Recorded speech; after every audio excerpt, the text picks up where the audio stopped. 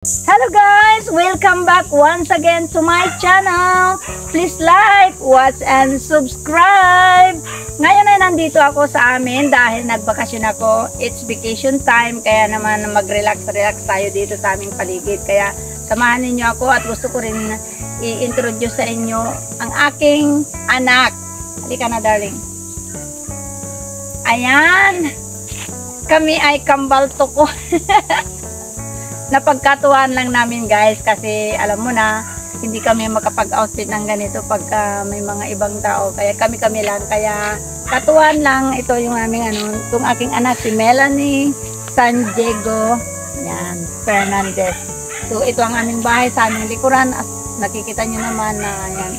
So halika kayo at ikutin natin para naman makita nyo kung ano yung nasa paligid namin. As usual, na-vlog ko na itong nakaraan, pero muli, inaano ko sa inyo ang aming paligid dahil kakaiba ngayon dahil nung nakaraan ay alam nyo na yung kupas-kupas yung mga pintura ng aming bahay. So ngayon ay medyo naano na siya, napinturahan na siya. So tara, ikutin natin guys para naman alam nyo kung ano yung nangyayari sa tuwing pagbabakasyon ko. Kaya tara, may ikot tayo dito sa aming paligid dahil itong aming paligid ay punong-puno ng mga punong kahoy.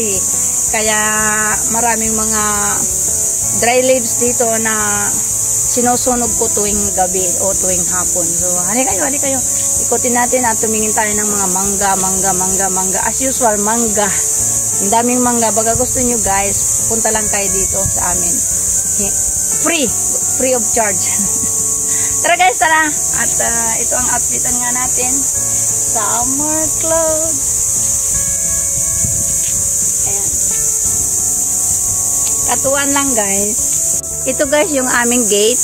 Pininturahan ng blue. Yung sobra nilang pintura ay pinintura dyan. So ayan, blue.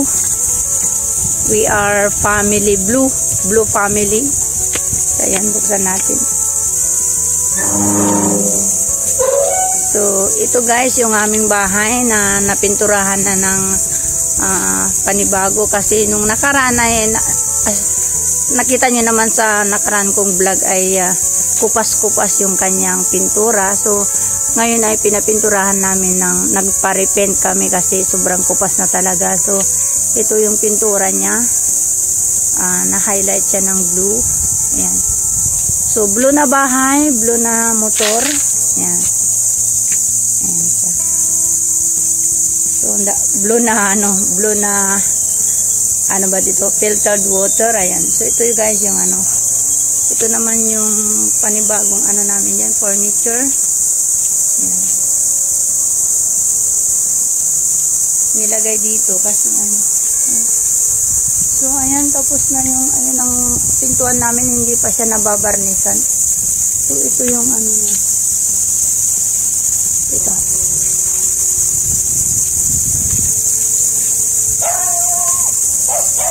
Yan yung kabuuan ng bahay.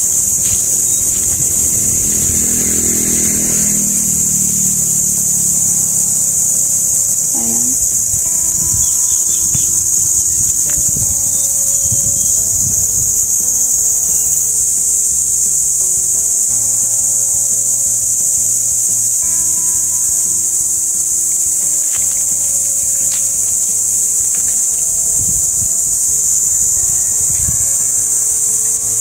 Ito guys yung mga pananim sa paligid ng aming bahay, sa solar namin, sa loob ng solar namin. May mga ganyan, santol na bangkok, ayan mga ito mga pear tree. Ayan. Ang lalaki na nila, ang tataas na nila. Ito mga mangga. Abutin natin kasi hinog na siya. Hinog na siya guys. Kukunin natin. Ayan. So, ayan, abot kamay lang yung mga bunga niya. Nung nakaraan, inaabot ito ng kambing. Kinakain niya kahit na hilaw. Ayan. Ang daming bunga nito, pinitas ng kambing. So, ayan. So, ang dami-daming tanim dito guys, mga tanim-tanim dito sa paligid namin. Pagkatagulan dito ay masyadong makapal ang makapal ang mga damo-damo. Yung bayabas na pinagkukuhanan ko ng bunga, yun nun, na siya, na-dry na yung leaves niya. So, ito yung mga ganito kami magsampay ng dami, yung mga ganyan. Meron sampayan. So, meron dito. So, dito naman sa likod ay, may pinakabit kaming aircon. Mga pangsamantalang mga lang dyan, mga storage namin kasi wala kami mapaglagyan na hindi pa nakakapaggawa ng cabinet dito na yung lagay ng mga gamit-gamit. So, ganyan lang muna pang temporary. So, ito na guys, tapos na yung mga talaga pagpintura ng bintana. Sa susunod ay hindi ko alam kung kailan mapipinturahan yung loob kasi yung nagpintura ng bahay namin ay teacher siya. So, busy siya sa school.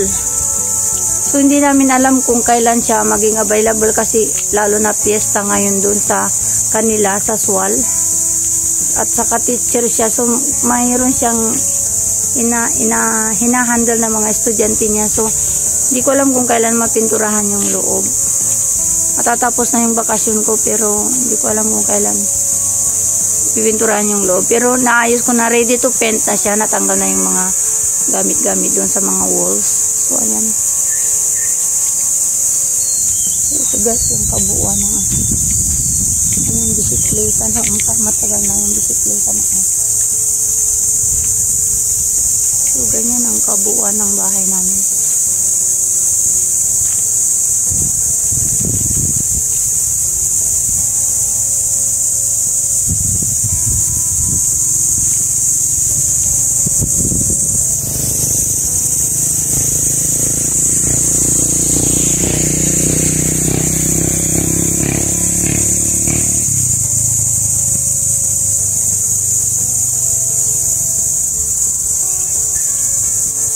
Yan, mga kontador na nakakonek sa amin.